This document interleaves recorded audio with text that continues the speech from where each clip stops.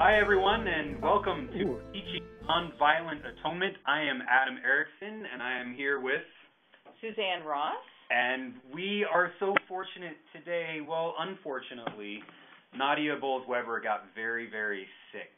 And as you can tell, she is not with us today. She has the flu, and we will reschedule with her.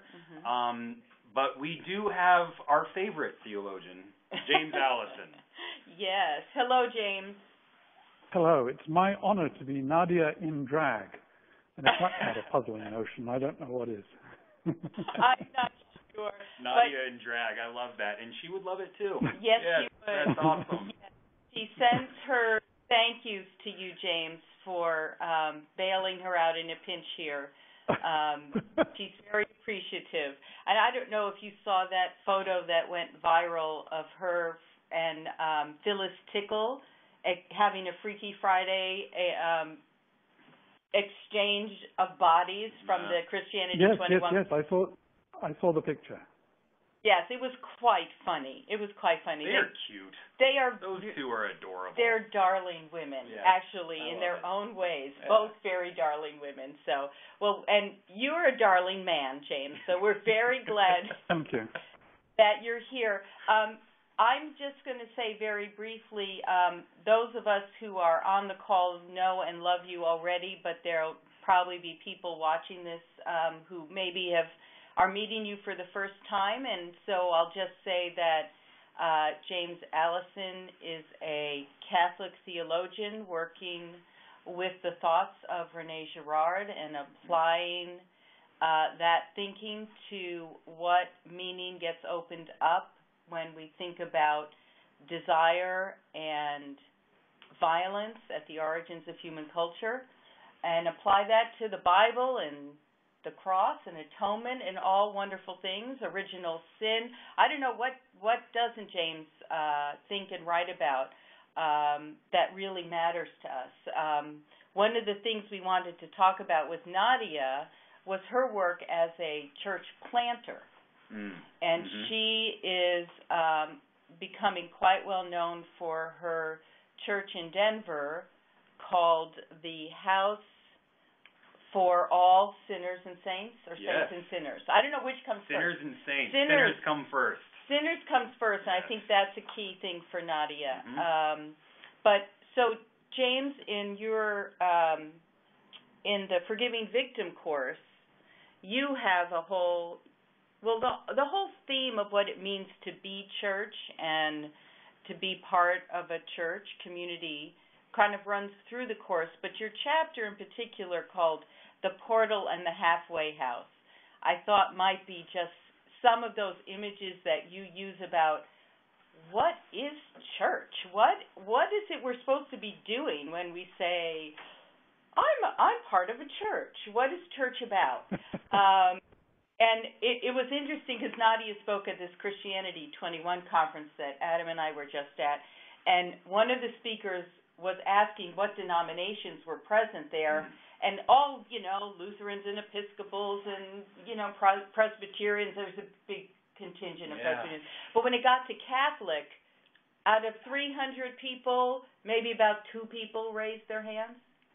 And the conference was about Christianity in the 21st century, and I was just wondering, do we think about church differently, whether we're a Catholic or a Protestant?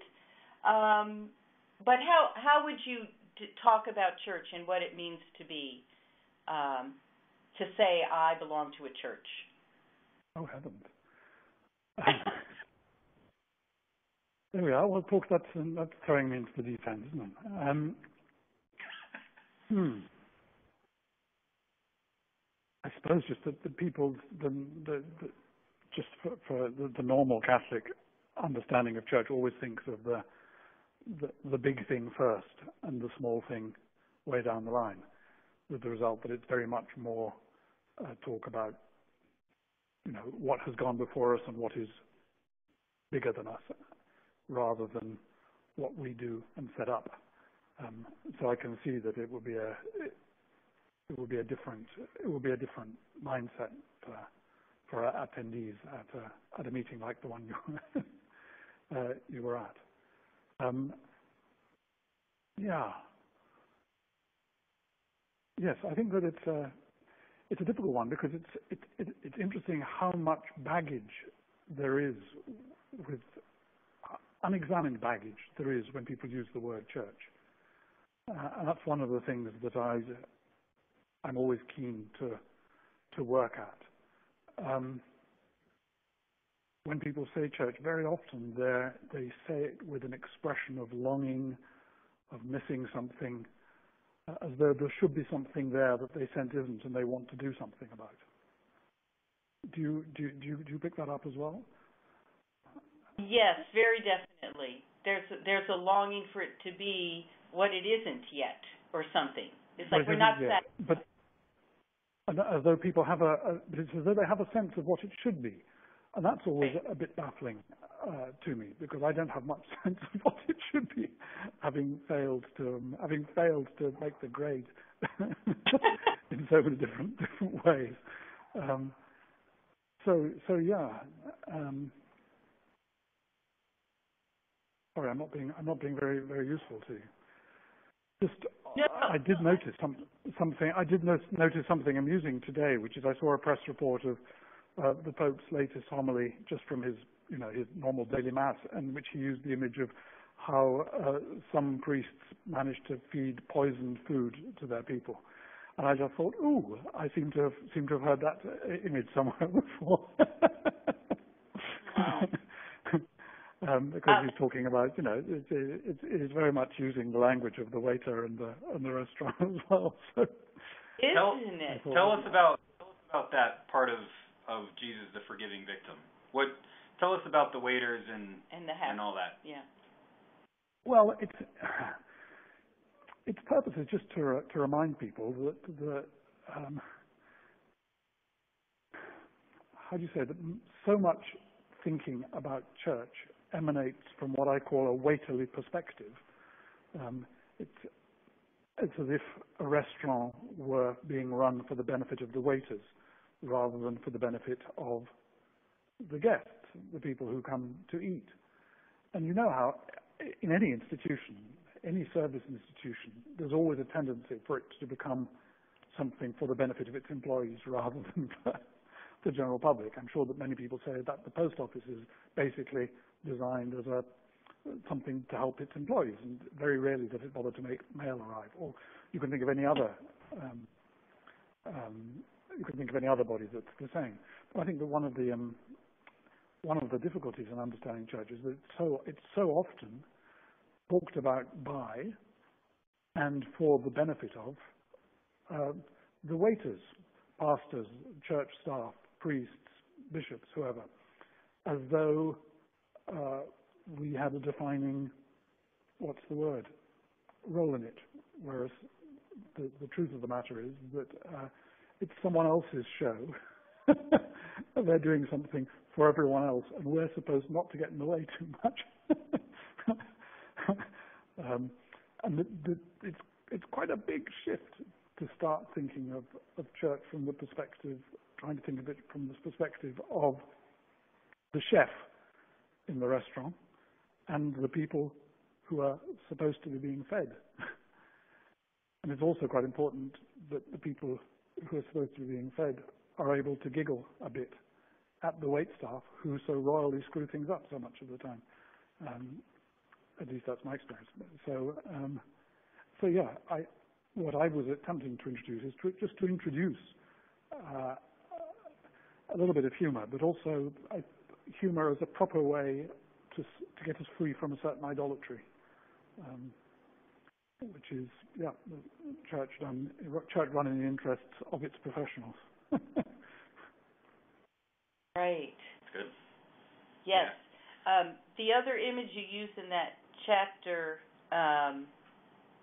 that I really, really liked, because it gets at what you said, we're not really sure what churches is yet. We haven't really seen it, is that idea of it being a portal to someplace else, or an embassy from someplace else in our midst, and how that creates sometimes it's an issue of communication, of how is this someplace else communicating with us through this very human institution. And I just thought that was, again, puts everything sort of in perspective of our role in what's unfolding, I guess.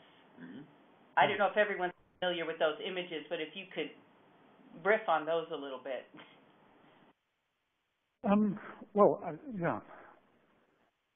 I think that what they're attempting to get across is the notion of the church as sign of something else, but that includes the something else in itself, which is a very traditional notion. But typically, when we talk about church, we want more than a sign. We want some sort of reality that we can then feel complacent about. And I find that I think is part of the problem. The moment we start feeling complacent about it, it stops being a sign of somewhere else trying to get through to us, and we've trapped it into being another sign of ourselves. And I think that's the difficulty is how do we allow it to become someone else's sign in our midst, someone else's embassy in our midst. So that's is that going along with what you're talking about? Right. Cool. It's the sign of something. Is that what you were? Yeah, very much so. Yeah. Very much so. So how do we relate to this sign? How do we inhabit the sign? That's the right. Yeah. And I guess the answer to that is reconciliation, isn't it? What is it supposed to be a sign of? It's supposed to be a sign of all humans being reconciled into living together with God. So it's about a new unity, a new possibility of humans being together peacefully and in joy and sharing the life of God.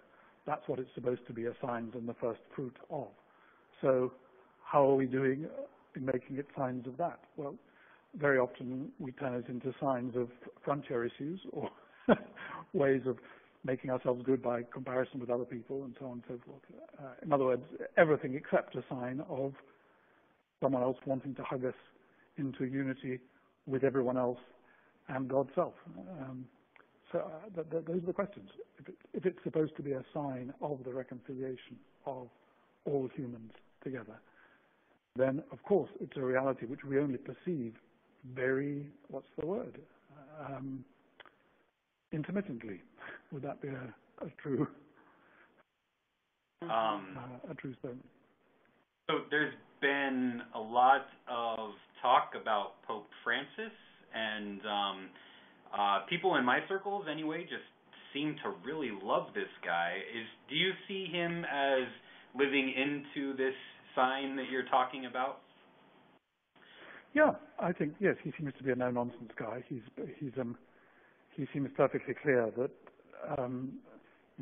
a real problem with Christianity has been its own Pharisaism, and he's not frightened to say so. Hey, that's great. If we can all learn from that, we'll do well. And it's interesting that he's used the images of how people have been frontier officials and customs officials rather than welcomers. So I've been very pleased to see a number of images. And also, he's very keen on people teaching by images rather than by words. So I'm very pleased with that. He's well aware that this is a narrative exercise and it's about learning how to live together with inconvenient or difficult others.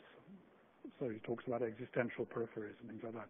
So he's bringing out a wonderful amount of now mature post-Vatican II Catholicism that has really gone underground during the great permafrost, the Wojtyla Ratzinger permafrost.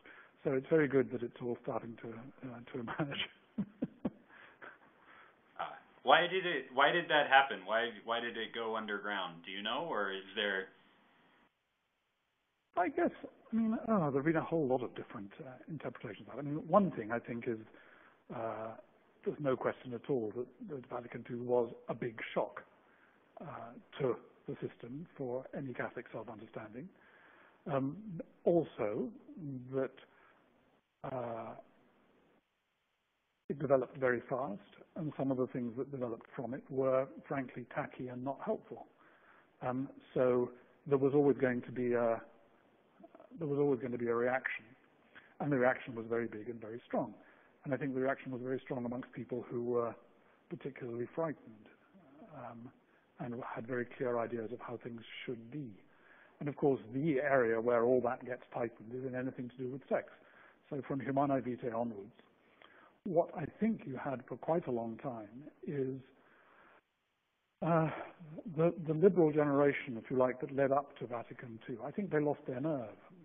So I think you've got moderately liberal people who were unable to accept the consequences of what they themselves would have gone along with, and were not able to stand up for the changes that were obviously going to have to be made in the issues of family understanding from the time of when it was clear that Humanae Vitae was not going to be accepted.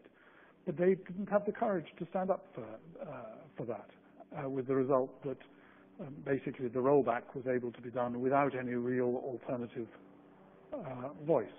But I think that what happened was that the alternative voice went underground and matured. And I think that we're beginning to see that coming out now. No, it's inevitable. It's part of the process. Anyhow, that's my reading of it. I think that, I can think of a number of cardinals and people in their 80s and recently dead who would have wanted things to go this way, but they didn't have the fibre to stand up because of they could see the issues that were going to be raised were to do with contraception, marriage, divorce, and gay people. And they lacked the ability to stand up for new positions on that, with the result that, as it were, there was 30 years more oxygen for what was really holding on to views that couldn't really be sustained. And I think it's only because they really can't be sustained. Everyone sees they really can't be sustained, that it's now possible for France to say, okay, we must have a synod to talk about ways forward in all these things. So that's my sense of that. Yeah, that makes sense. We're 20 minutes into our conversation, so I'm going to invite all of our attendees to go ahead and join us in the conversation. I'm not exactly sure how this is going to work, but if you can hit your cam button up on top, I think that'll be one way to send you in. Yep, Rob did it.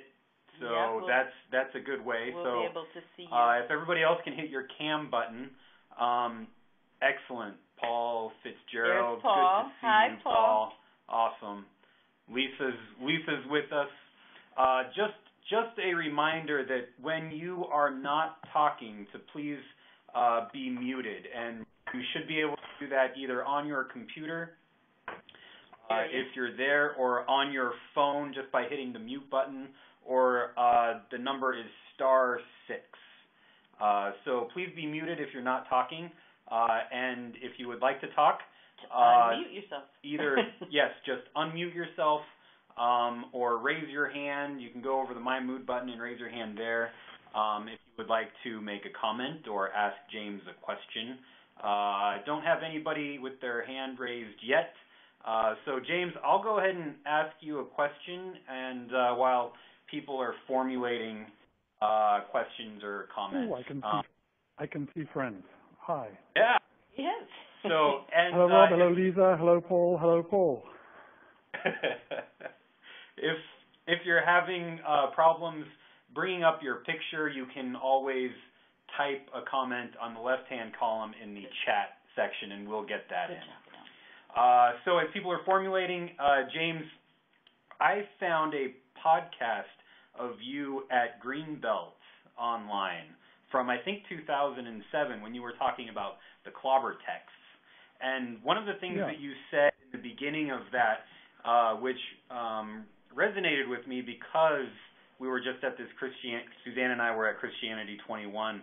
Phyllis Tickle talked about how this is the age of the Spirit. And you, in your Greenbelt talk, said that when we come to these texts, we need to know what the Holy Spirit is doing. And And I was wondering if you could give us kind of a primer on mimetic theory and the Holy Spirit, and that would be totally awesome. No, don't go into the Trinity. Yeah. But what is the role of the Holy Spirit, the Paraclete, in our lives together and the way that we interpret the text? Well, just to move back from such a grand topic to something slightly smaller. My memory of that Greenbelt presentation and others which I've done in the area. Can you hear me? You're looking baffled. Oh, you're good. You're good. Okay.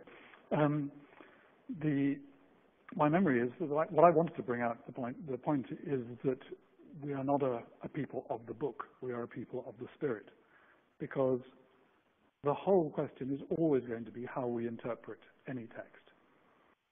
And the whole purpose of the Holy Spirit is that it's a defense counsel. This is the Girard understanding. It's the reverse of the whisperer who's causing a lynch. He's the whisperer who's letting you off. That's what a defense counsel does. A defense counsel pleads for you, with the result that reading text in such a way that you are looking for ways to set people free rather than to accuse them has got to be an ordinary part of Christian understanding. And I think that's a New Testament continuum. The letter, the letter kills, but the Spirit brings life. It doesn't mean to say that words are bad and non-verbal is good. It means that words read a certain way can be used to kill. But if we're reading things in the Spirit, we will be exercising the role of the defense attorney, not the accuser. And I think that's the central point that I was trying to make. In other words, it's always possible to use any text for the case against. Mm-hmm. And the difficulty is using the same texts for the case for. How one creates reasonable doubt. And I think that's part of what we're doing. We're creating reasonable doubt. Reason to believe that God does not hate certain people.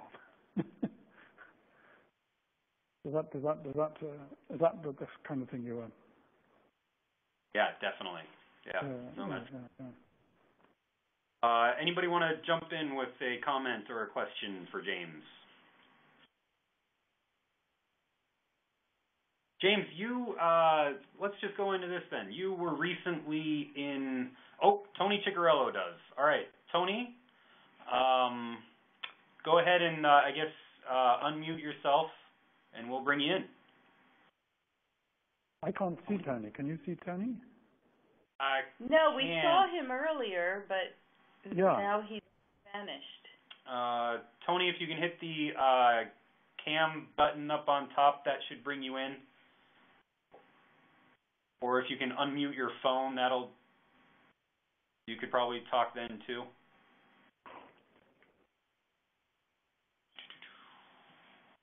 Okay, Paul Nectarline, do you have a comment or a question? Go ahead, Paul. Yes, in the talking about the Spirit and the role of reading text, would you say that part of the turn from modern to postmodern is that with the modern way of looking at things, the emphasis was on the role of the Spirit in writing the text?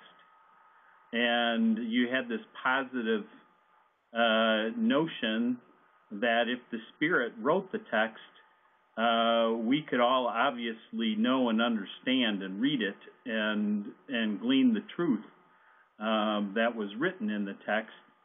And in the postmodern turn, it's more about the role of the Spirit in reading the text. Does that make any sense? Yeah, well, or maybe yes, just a little bit more on the role of the Spirit in writing the text and the role of the Spirit in reading the text. Yeah. I'm reading at the moment a fascinating book. You probably know it. It's probably an old hat to you. A fascinating book by Kenneth Bailey. Does that name ring a bell? Yes. Yeah, he's a wonderful Anglican scripture scholar, and I think he's now retired in Pittsburgh. But he lived in the Middle East for a very great length of time, and so his comments on gospel texts are very, very richly informed in much the same sort of way as Durrett's, another of my favorites, were, by knowledge of Aramaic, Syriac, and so on and so forth. And his books on the parable of the prodigal son are particularly good in bringing up the background of how the kind of transmission, oral transmission in that kind of culture works. I must say it's such a different picture from anything that we're used to in our notion of how texts get written. And I think it's really helpful to understand why what we're talking about. I would tend to say it as, of course, you talk about the text being inspired by the Spirit, but the text has playground for the Spirit. Which book are you waving at me there? The Cross and the Prodigal by Kenneth Bailey. Excellent. The one that I'm looking at is called Jacob and the Prodigal by. Okay. Yep. Yep. You can see that. Yeah. So I think that what that enables to do is to see how the Spirit is the interaction between people. And that's the whole point of the Spirit. I think this is one of the things that's most wonderful from mimetic theory, is that mimetic theory understands that relationality is all, and that the whole understanding of the Holy Spirit is precisely, I think in the words of I think again an Anglican scripture scholar from England, the in-between God. It's the intervention, if you like, of God in our relationality. And I think that that's what makes our understanding of the relationship between Jesus, the community, the text, and ourselves. That's what makes it so alive. So maybe we might say that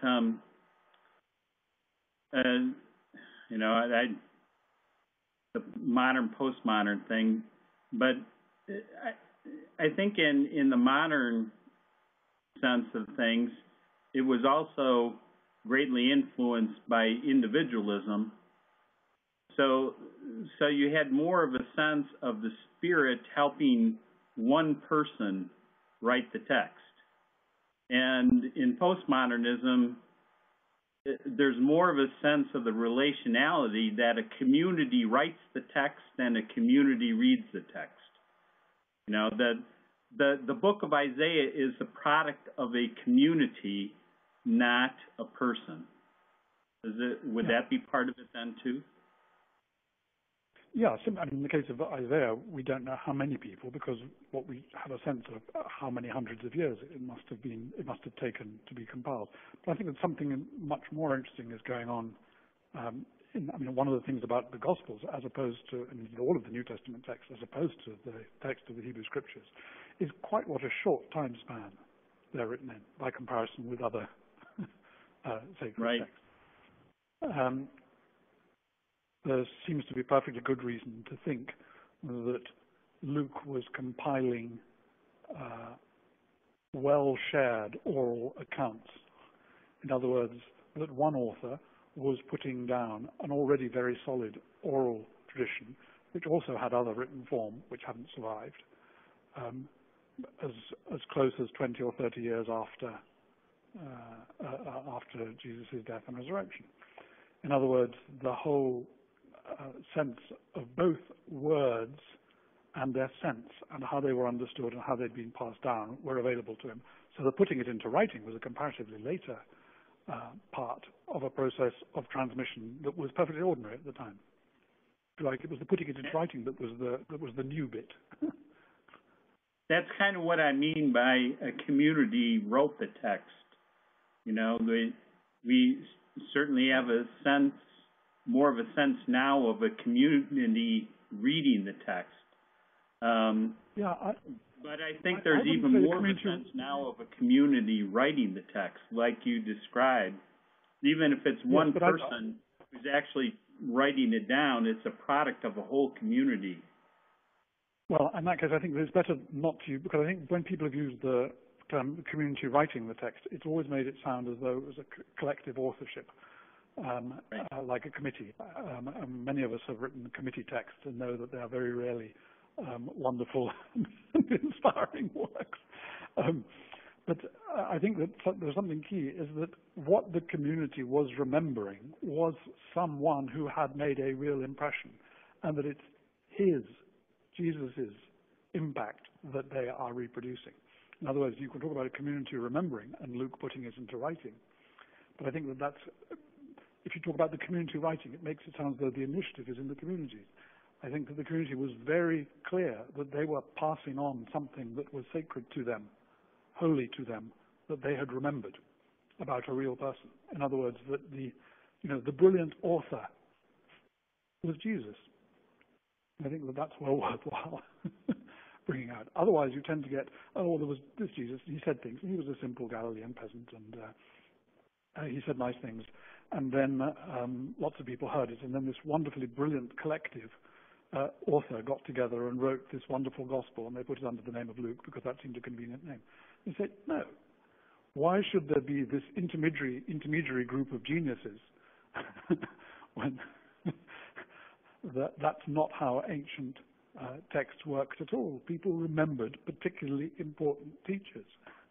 They retold their stories. They recounted them. This was how eyewitness testimony worked. I think there's been a lot of work in the last few years about how eyewitness testimony worked in the ancient world. And Richard Baucom's book is particularly good on that one. But I think that it's quite important. I think that the postmodern, where I think it's really helpful, is just reminding us to go back to ordinary human modes of transmission and work out what those are, which are going to be very culturally sensitive in different places. But I'm nervous about words like the community wrote. It suggests notions of collective authorship. I don't know what those would mean. And they tend to work on a model of, dumb Jesus, brilliant disciples. If the Gospels give us anything else, give us anything, it's the reverse picture: brilliant Jesus, dumb disciples, and people, dumb disciples, keen to recognize what they hadn't understood at the time and somehow get it right later. Kathy talks about the text that I think you mentioned, James, God in between. Is there an author? Do you know who the author of that text is? I'm sorry, what are we talking about?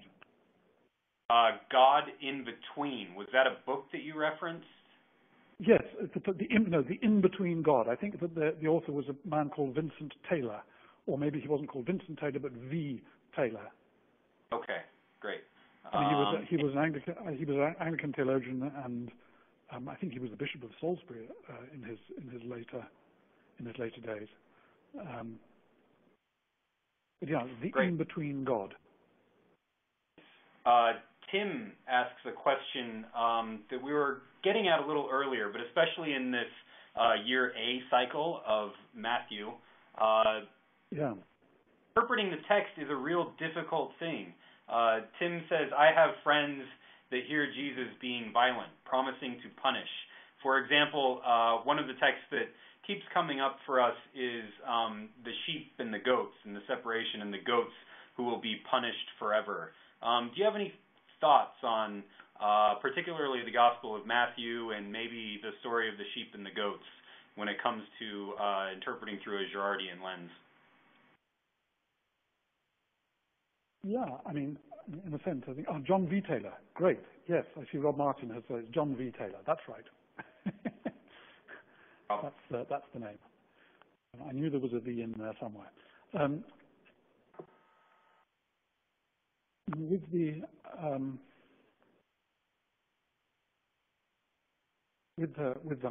Matthew text, I think that the key thing is to remember that the whole purpose of it is to bring everything grand back to the here and now.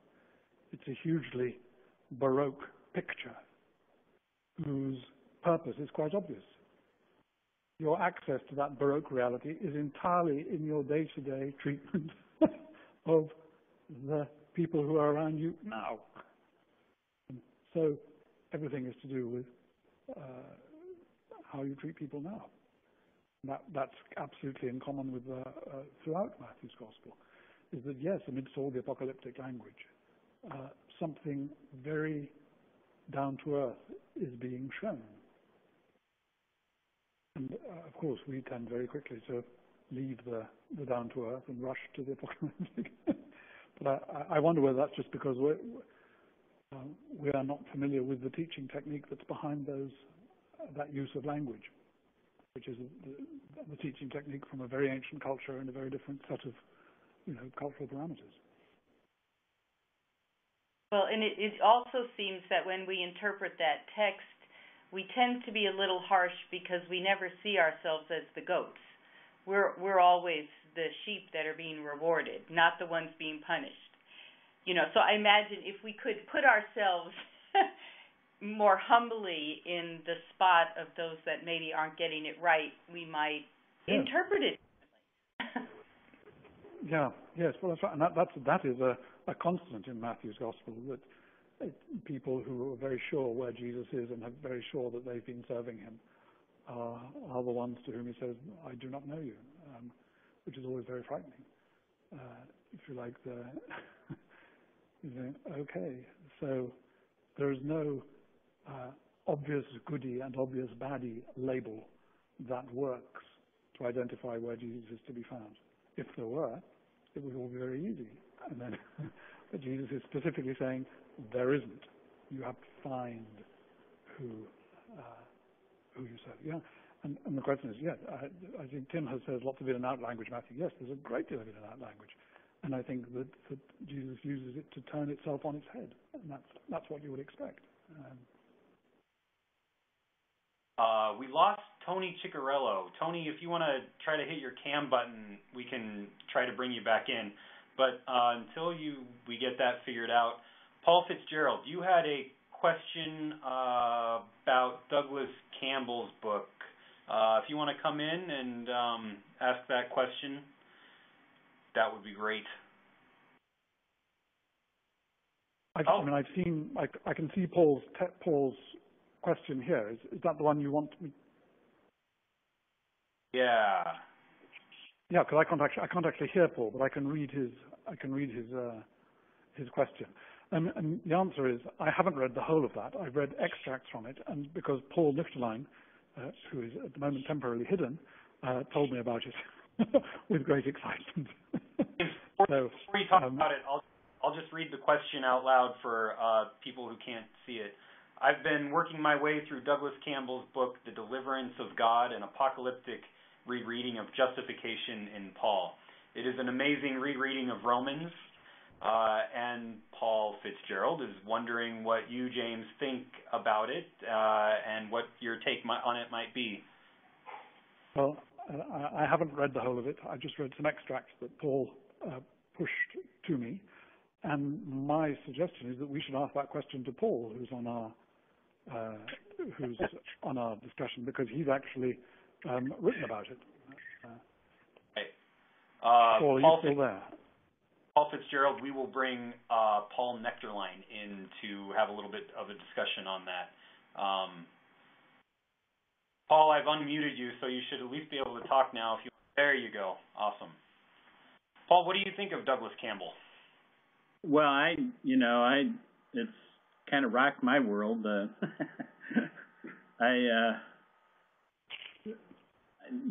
I'm kind of waiting to still see more reaction.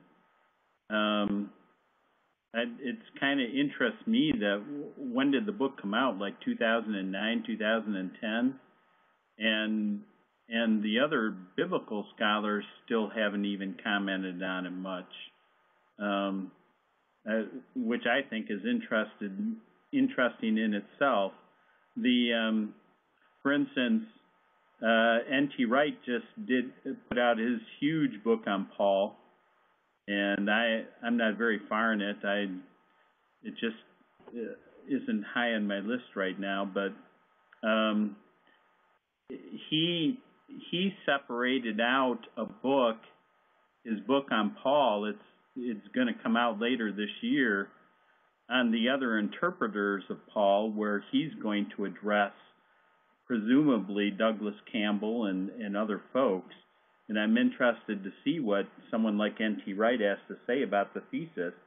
One of the things that I find interesting is that the other scholars haven't really addressed it yet. I think it's a good enough thesis that it's going to take some time to sift through. If the main thing is, just in a nutshell, he says that the occasion for writing Romans was similar to that of Galatians, that Paul got wind that there was a teacher in Rome who was teaching that Gentile converts to the Christian faith have to convert to Judaism. So that especially the early chapters of Romans have a lot of language and argument in common with Galatians. But the other part of Douglas Campbell's thesis is that there was a huge difference rhetorically, because Paul was intimate with the Galatian church, had started it, knew those folks, so he could speak very openly. And with Rome, he had never been there yet, didn't know them, so rhetorically he used diatribe. And in diatribe, as a standard Roman rhetorical thing, you insert the view of your opponent in the diatribe. And that's the especially controversial part of Campbell's book, is that he says, especially in the first 4 chapters, we have to pick out Paul writing the voice of his opponent into the text. And he would have trained the reader to actually read it as 2 different voices, as his voice and the voices of his opponent. So it's quite a controversial thesis, and I find it really helps solve a lot of problems.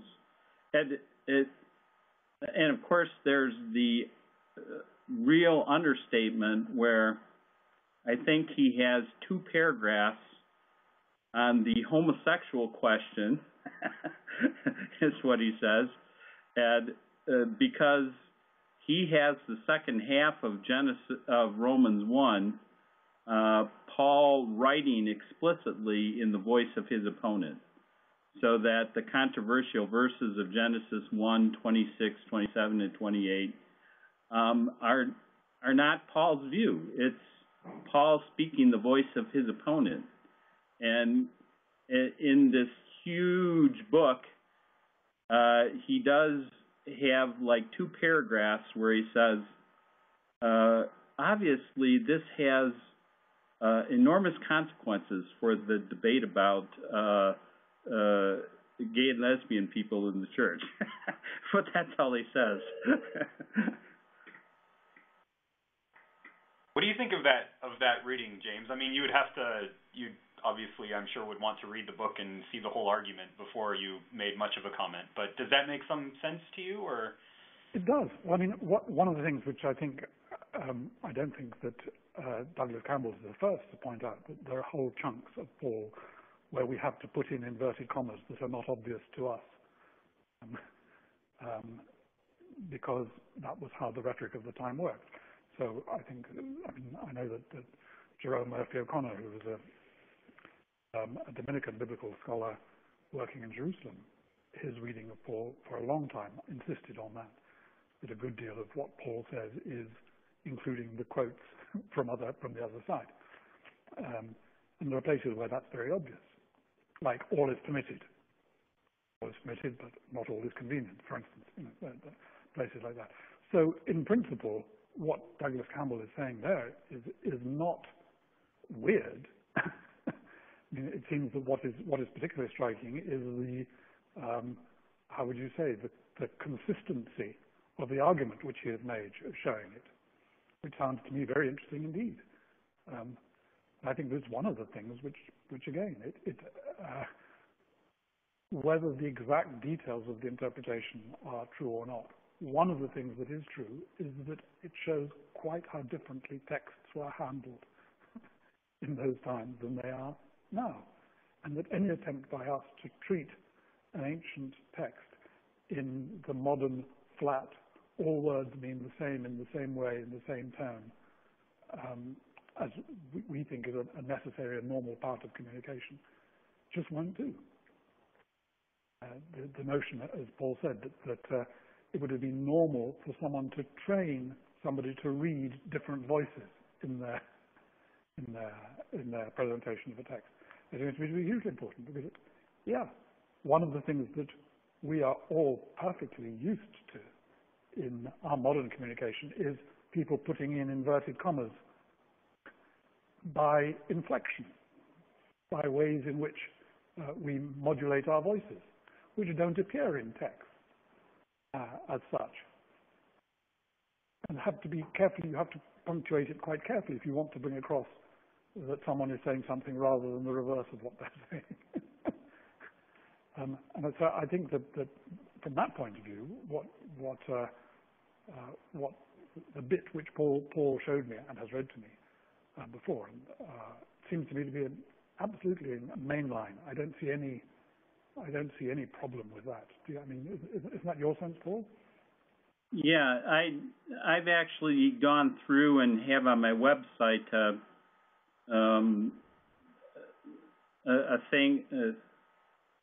I think most of Romans 1 through 3, where I try to split out the voice of Paul and the voice of the opponent. But I guess I would say, even in connection with your work, James, that part of Campbell's argument for me is, in my own Lutheran Protestant tradition, to understand grace, I would rather start over with your work and your kind of understanding of grace, beginning with the resurrection, than I would in the 500 years of Protestant parsing of grace.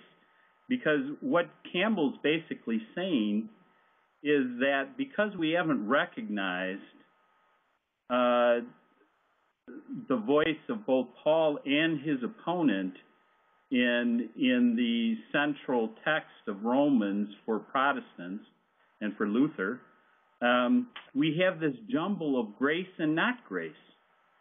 Right. Yeah. We have all kinds of insertions into our theology, which is supposed to be about grace, which truly isn't grace at all. To require someone to believe, to believe this or that is not grace. It just isn't grace. It's works. And so Protestant justification theology has become this hopeless jumble of grace and not grace, which isn't grace in the end. And I get heat now from my own Lutheran colleagues that we have to stay with our standard Lutheran text, and I tell them I'd rather go to Jame Alison or or start over with a really grounded understanding of what grace is. Chat room just lit up. Preach it, Paul. Go for it, man. I love it. Beautiful stuff. James, do you have a quick reaction to what Paul just said, or? Well, since I'm not qualified to talk, but I do think that ultimately the question there is holding together the link between the Creator and the Redeemer, and that's the same grace of the Creator is at work in the Redeemer. They're not two different sorts of grace. Does that make sense? I think that because it's God's liking us, and of course God's liking us is what brings us into being, and then enables us to flourish, become more into being. But this, I know, is a hopelessly Thomistic approach from the point of view of many Lutherans. But I think you're right. I think that the more we are able to indicate that the criteria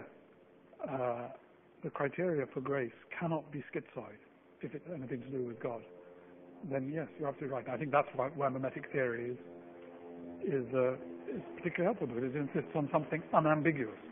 And the moment you have something unambiguous, then that becomes the criteria for other things. And I think that our ambiguities, which is why one of the reasons why I think that the reading which you pointed out from Campbell makes so much sense. It indicates that the ambiguity is already to be found in the text rather than in God's grace. And I think that's deliberate in the text. And I think that's very, very helpful. Tim Hugerich, I think, have you unmuted yourself? Can you talk? Yeah, I can see him. He's very visible. Hello, Tim. Yeah. I think you're still muted, Tim. I think. There you might. Can you hear me now? Okay. I can hear you, Tim. Sure. So. Chat with your question. Yeah.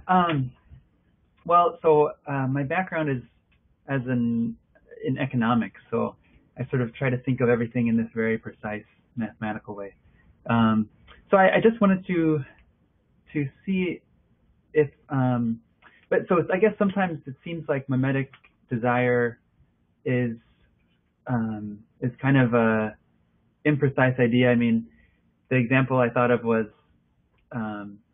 sometimes it seems like a scapegoat will imitate the desires of the accusers by blaming them, by wanting to blame them instead, or sometimes, on the other hand, the scapegoat might imitate the desires of the accusers by agreeing and that they blaming themselves,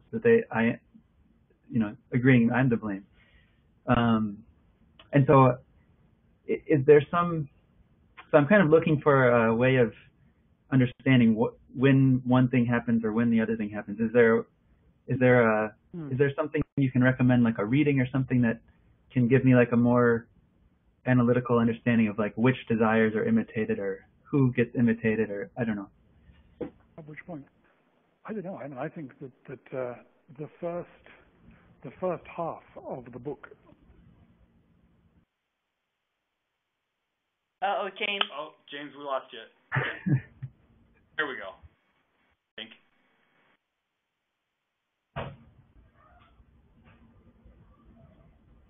I think we can hear maybe. First half of some very fascinating book is about to come up for us. Unmuted. Hello, I'm sorry, my phone cut out after an hour. It must be an international phone thing, so I'm going to try and call you back. Hold on 1 second. You sound pretty good right now, so keep going with this. We're coming down to the end of our hour, so just go with it. Nope, we lost him. Lost him. Okay. Alrighty. What book do you think that James might say? No idea. I don't know either. No idea. Paul Dumichel has done a lot of work on economics, I think. Right? Right. Yeah. He's got a great video up there. Tim, I don't know if you've seen that video up on YouTube or not, but...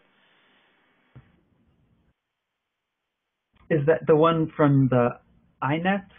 I think Hello? it is. There was a Hello? Great. Am I back? Yes, you are. Okay, great. I'm sorry. I think that my phone must have an automatic after 1 hour cut itself off. Anyhow, so to get back to them, I think that actually in the first half of the scapegoat, there's a great deal of rather exact descriptions of how this can work and how the contortions work in each case. You are going to love, when it comes out, which it will very soon, The Empire of Value by André Orléans. Do you know of that? I just saw the footnote in one of your talks recently. Well, it's due out from MIT. Yes, here, Bill Johnson says, What Planet in the Future on MIT Economics. So there are two books that are coming out, one by Paul Dumichel and one by André Orléans, which are specifically in this sphere. And Orléans' book is as analytically tight as you could possibly want. So I hope that will be a relief to you.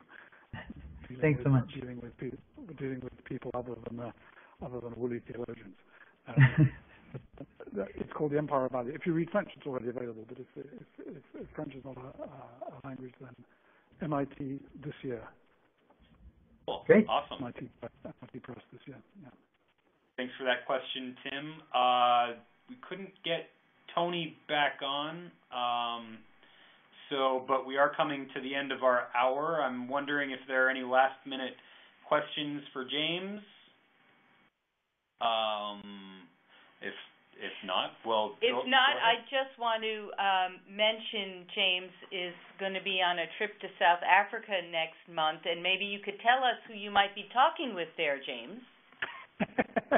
Oh well, yes, that was the great excitement. This trip was set up by an Anglican parish and some of their friends and colleagues in the Cape Town area, and they suddenly got a note out of the blue from Archbishop Tutu saying, "Could he come and speak with me?" And so we're having a whole morning panel, Archbishop Tutu and yours truly. What we're going to talk about, Lord alone knows. I think I should just let him talk and bask in the glory. That's right, and that's on February 22nd in Cape Town. So you're all invited to go shake hands with Desi and James.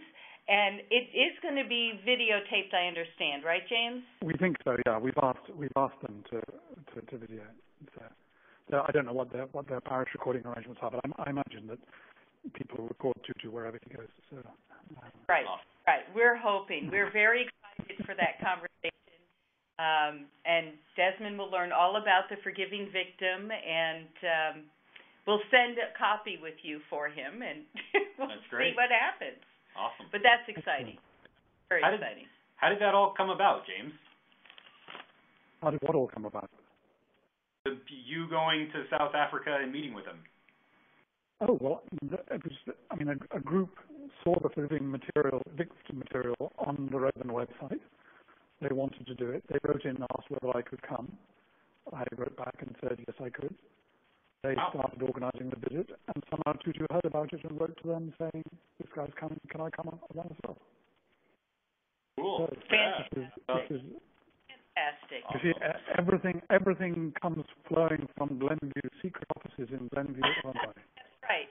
That's good. We're taking over the world. Awesome. Look out. One step by step. Well, James, thank you so much for filling in today. We really appreciate it. Yes. We love talking with you. My pleasure, and love to you all. Great to see you. Thank you so much.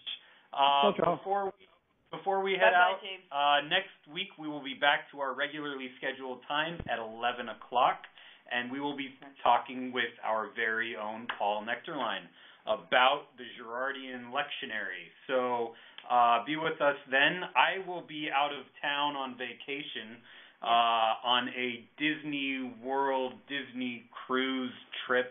So please pray for me. I will appreciate that. But Suzanne will be here to run the show, and it'll be a great time. So until then, friends, peace be with you. Bye-bye.